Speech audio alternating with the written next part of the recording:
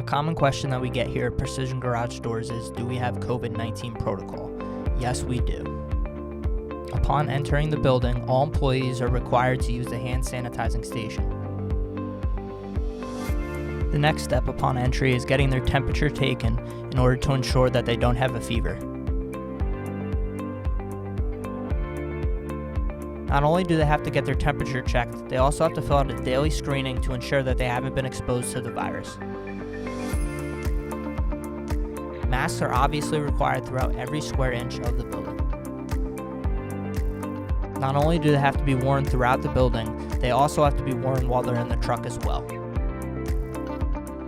Upon arrival to a job, all technicians and installers are required to use gloves. They are also required to follow social distancing guidelines as well as disinfect anything they've come into contact with. That includes keypads as well as remotes.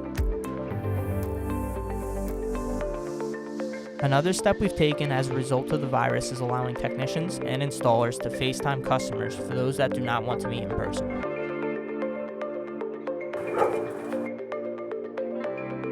You don't even have to pay in person, you can pay online. And that's why Precision Garage Door is a name you can trust.